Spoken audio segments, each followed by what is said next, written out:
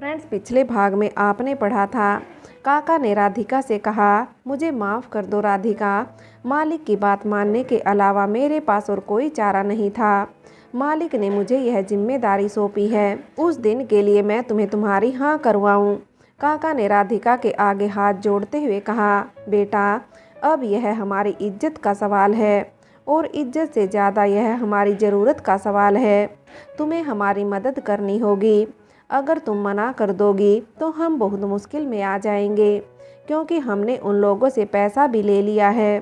अब हम पैसा लेकर मुकर नहीं सकते हैं राधिका, हमारी मदद करो। अब एक तुम ही हो जो मंडली को डूबने से बचा सकती हो। काका की बात सुनकर राधिका हैरानी से काका की तरफ देख रही थी। माहौल में सन्नाटा छा गया था। थोड़ी देर की चुप्पी के बाद राधिका ने काका से कहा, अब जब आप लोगों ने सब कुछ पहले ही तय कर लिया काका, तो मैं क्या कह सकती हूँ। देखा जाए तो आज मेरे विवेक की जान मालिक की वजह से ही बची है। उनका कर्जा है हमारे ऊपर, मैं उनका कर्जा चुकाने के लिए तैयार हूँ काका। बस मैं तो यही चाहती थी कि एक बार विवेक ठीक हो जाए, उसके बाद तो मैं खुद ही आप लोगों के साथ मंडली चलने के लिए तैयार थी। लेकिन शायद भगवान को यही मंजूर था। कोई बात नहीं काका, आप बता दीजिए हमें कब चलना है। काका ने डरते डरते राधिका से कहा, बेटा, हमें आज से 15 दिन बाद जाना है, ठीक उस दिन जिस दिन महुआ का जन्मदिवस है। काका के मुंह से यह सुनकर राधिका का मुंह खुला का खुला रह गया। वह आगे कुछ भी नहीं कह पाई। उसकी आंखों में आंसू थे। उसने काका से कहा, और विवेक से क्या कहूँगी काका, इस बात के लिए कतई तैयार नहीं होंगे। काका ने राधिका से कहा, उसे तैयार होना पड़ेगा बेटा, वैसे भी हम गरीबों का तो जन्म ही शराब होता है, तो क्या जन्मदिन और क्या बाकी दिन, हर दिन एक से होते हैं। लेकिन हम एक काम कर सकते हैं कि हम उस दिन महुआ को नहीं ले जाएंगे, कह देंगे कि उसकी तबीयत खराब है। मैं नहीं चाहता हूँ कि अपने जन्मदिन के दिन भी महुआ काम करे। महुआ उस दिन विवेक और उमा के साथ यहीं घर पर रह लेगी।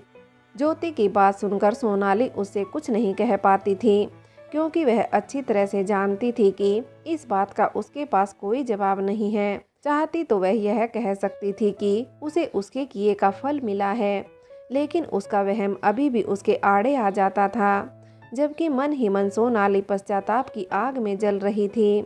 एक दिन सोनाली ने गौतम से कहा, आप राधिका का पता करिए, उसे ढूंढने की कोशिश तो करिए। जब से गई है आपने तो हार ही मान ली, कम से कम उसे ढूंढकर उसका पता तो लगाइए। न जाने किस हाल में होगी, जिंदा भी है या मर चुकी है।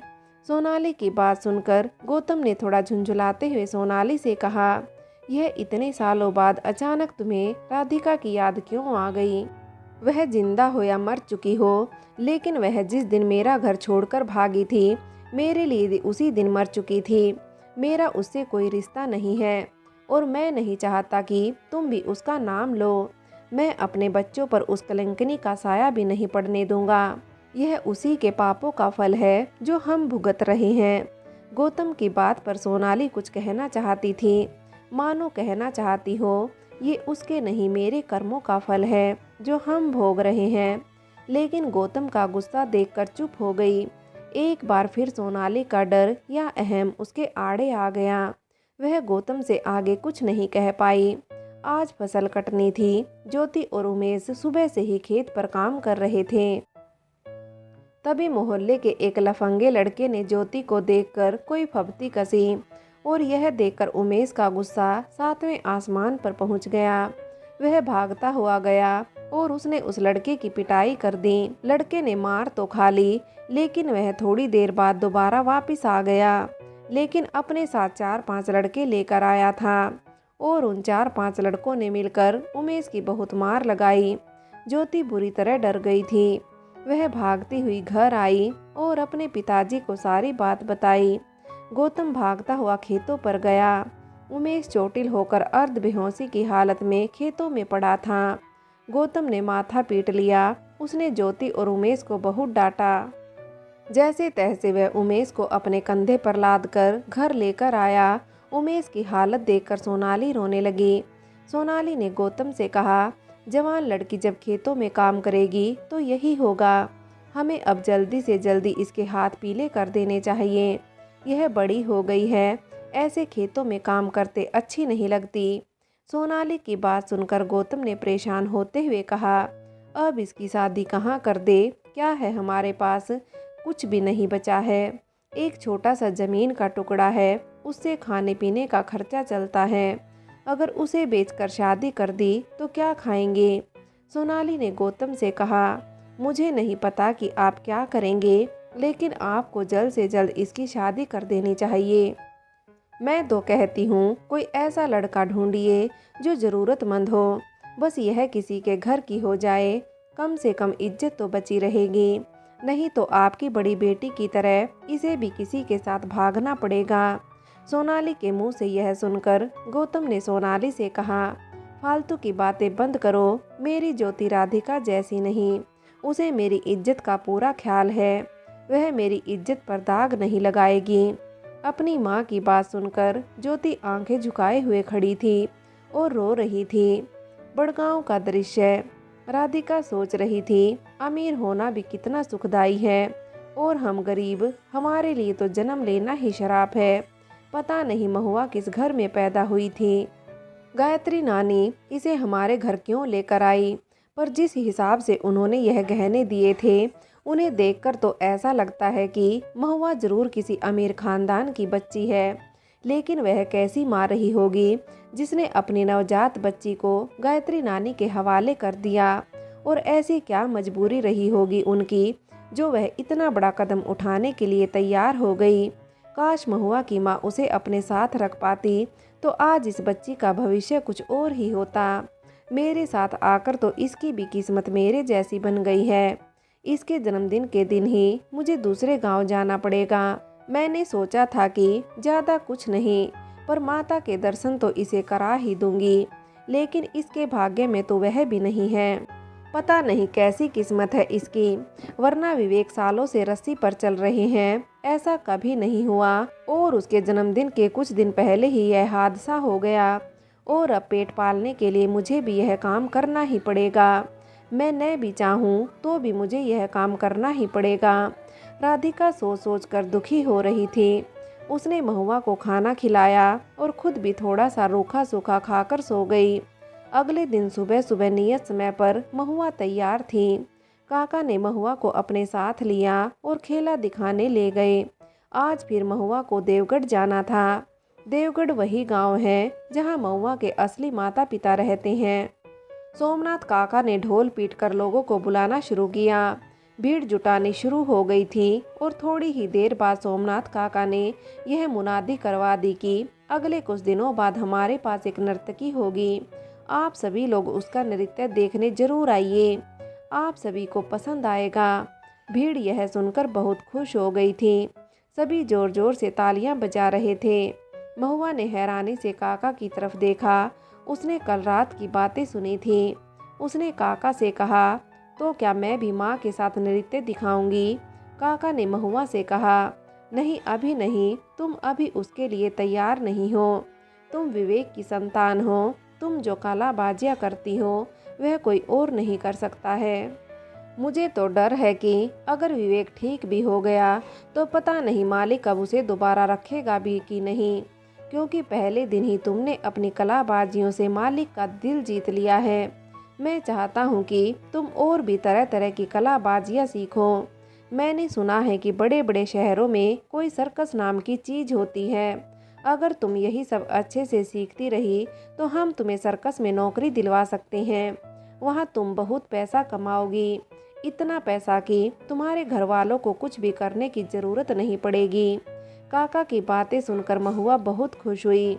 उसने काका से कहा, सच काका, तो फिर तो आप जल्दी से सर्कस में मेरी बात करवा दो। काका ने महुआ का मुंह दबाते हुए कहा, धीरे से बोलो, कहीं मालिक ने सुन लिया। सर्कस तो क्या रही सही मंडली से भी नौकरी जाती रहेगी। मालिक कभी नहीं चाहेगा कि तुम उसकी मंडली छोड़कर सर्कस चली जाओ। वह तुम जैसे रतन को किसी और की अंगूठी में नहीं जड़ने देगा। मालिक वैसे भी डरा हुआ है। वह कल ही मुझसे कह रहा था कि आगे से महुआ के चेहरे पर तरह तरह की आकृतियां रंग दिया करो। ताकि कोई उसका चेहरा न पहचान सके, वरना लोगों का कुछ पता नहीं होता। कहीं कोई शहरी सर्कस का एजेंट महुआ को देख ले और उसे फुसलाकर सर्कस ले गया तो हमारी मंडली का क्या होगा। महुआ ने धीरे से कहा, अच्छा ठीक है, आप मुझे यह बताओ कि आप मुझे सर्कस कब ले चलोगे। काका ने हंसते हुए कहा, अरे नहीं बेटा, सर्कस में जाने के लिए बहुत ज़्यादा मेहनत करनी पड़ती है। बस अभी तुम्हारे सीखने के दिन हैं, सीखती रहो, जल्दी ही कहीं ना कहीं काम मिल जाएगा। लंबे लंबे बांस गाड़ दिए थे, उस पर रस्सियाँ लगा दी गई थी। महुआ ने अपने मुंह से एक बड़े से डंडे को पकड़ रखा था और वह उस पतली रस्सी के ऊपर चलने लगी थी। सभी का दिल जोरों से धड़क रहा था, लेकिन महुआ कितनी होशियार थी कि उसे देखकर ऐसा लगता था मानो जमीन पर चल रही हो। देखते ही देखते महुआ ने पूरी रस्सी पार कर ली थी और हिरनी की तरह कुलाचे भरती हुई कूदकर नीचे आ गई। काका ने उसे गोद में लपक लिया था। लोगों की तालियां सुनकर महुआ को इतना पता तो चल गया था कि लोगों को उसका करतब बहुत पसंद आया है। उसके बाद महुआ ने एक के बाद एक करतब दिखाने शुरू किए। लोग सीटियां और ताली बजा रहे थे, सिक्के फेंक रहे थे। मंडली का मालिक बहुत खुश हो रहा था और तभी वहां से अग्रज मोहिनी को लेकर निकला। इतनी भीड़ देखकर मोहिनी ने अग्रज से कहा, यहाँ क्या हो रहा है पिताजी। अग्रज ने मोहिनी से कहा, बेटा यह एक तरीके का खेल होता है, लोग कलाबाजियाँ करते हैं। मोहिनी ने अग्रज से कहा, मुझे भी यह देखना है, चलिए ना पिताजी।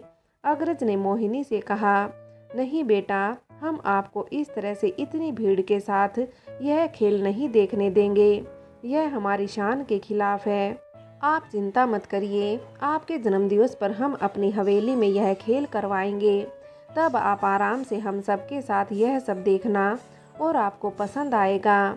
मोहिनी ने मुस्कुराते हुए कहा, क्या सचमुच पिताजी, आप हमारे जन्मदिन पर इन लोगों को हमारी हवेली पर बुलाएंगे। अग्रज ने हाँ में सिर हिला दिया था और यह सुनकर मोहिनी बहुत खुश हुई। वह चहकती हुई अपने घर पहुंची और सीधे प्रीति के कमरे में पहुंचकर उसने प्रीति के बेटे युवराज से कहा, तुम्हें नहीं पता है पिताजी, हमारे जन्मदिन पर बहुत बड़ी मंडली बुलाएंगे, बहुत सारे लोग आएंगे, बहुत मजा आएगा। युवराज ने थोड़ा चिढ़ते हुए मोहिनी से कहा, तो क्या हुआ, हमारे जन्मदिन पर भी यही सब कुछ होगा, तुम कोई अनोखी नहीं हो। वैसे भी दादी ने हमसे कहा था कि हमारा जन्मदिन तुम्हारे जन्मदिन से ज़्यादा अच्छा मनेगा। माताजी को मोहिनी के खिलाफ और कुछ तो करने को नहीं मिल रहा था, तो उन्होंने युवराज को उसके खिलाफ भरना शुरू कर दिया था और युवराज अपनी चचेरी बहन से बात बात पर झगड़ा करता था। शायद माताजी का घोला हुआ जहर अच्छी तरह से काम कर रहा था। बड़गांव का दृश्य। आज फिर महुआ को आते हुए रात हो गई थी और जब महुआ घर पहुंची तो धूल मिट्टी में सनी हुई थी। राधिका ने उसे देखते ही कहा, ये आज तुम क्या करके आई हो, तुम्हें देखकर तो मैं तुम्हें पहचान ही नहीं पाई कि तुम मेरी बेटी हो। कितना धूल मिट्टी में सनी हुई हो और यह चेहरे पर काला रंग क्यों लगाया है। सोमनाथ काका ने मुस्कुराते हुए कहा, अरे बिटिया, मैंने इसे सर्कस के बारे में बताया था, उसमें लोग अपने चेहरे पर तरह तरह की आकृतियां बना लेते हैं।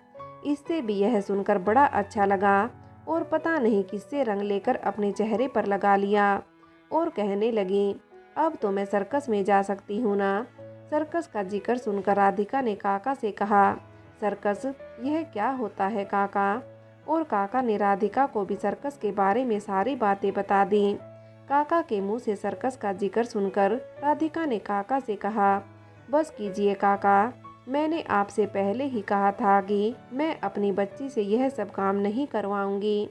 अभी हमारी मजबूरी है, जैसे ही विवेक ठीक हो जाएंगे हम दोनों मिलकर कमा लेंगे, लेकिन हम महुआ को यह सब नहीं करवाएंगे। महुआ चुपचाप अपनी माँ की बात सुन रही थी। काका ने राधिका से कहा, बेटा मुझे माफ़ कर दो, लेकिन तुम्हें कुछ बताना है। राधिका ने आंखें चढ़ाकर काका की तरफ देखते हुए कहा, अब आप यह मत कहना कि उस दिन मेरे साथ महुआ को भी जाना होगा। काका ने आंखें नीचे झुका ली थी। उन्होंने राधिका से कहा, हाँ बेटा, यही बताना था। असल में आज हमारा खेला देखने वह साहब भी आए थे जिन्होंने हमें उस दिन हवेली में जन्मदिन पर बुलाया है। और वो साहब महुआ के करतब देखकर आश्चर्यचकित रह गए। उन्होंने आज फिर से काफ़ी सारे पैसे दिए और कहा कि इस बच्ची को जरूर लेकर आना, क्योंकि जिस बच्ची का जन्मदिन है उसे यह सब कर देखना है और अपनी उम्र की बच्ची को यह सब करते हुए देखकर उसे बहुत अच्छा लगेगा। काका के मुंह से यह सब सुनकर राधिका गुस्से में भर गई। उसने काका से गुस्से से कहा, शायद आप भूल गए काका, उस दिन सिर्फ उन अमीर लोगों की बच्ची का जन्मदिन नहीं है, उस दिन मेरी बच्ची का भी जन्मदिन है। और मेरी बच्ची किसी उस अमीर खानदान की बच्ची का मन बहलाने की चीज़ नहीं है। मुझे कुछ नहीं पता, अगर मंडली के मालिक ने उनसे पैसे ले लिए हैं तो आप उनसे पैसे वापस दिलवा दीजिए, लेकिन मेरी बच्ची अपने जन्मदिन वाले दिन यह सारे काम नहीं करेगी। राधिका का गुस्सा देखकर काका ने उसके पैरों पर पड़ते हुए कहा, राधिका, मैं तुम्हारे पैर पड़ रहा हूँ, ऐसा मत करो। मालिक ने यह पैसे भेजे हैं, देखो कितने सारे पैसे हैं। फ्रेंड्स, आगे की कहानी के लिए कहानी का अगला भाग देखें।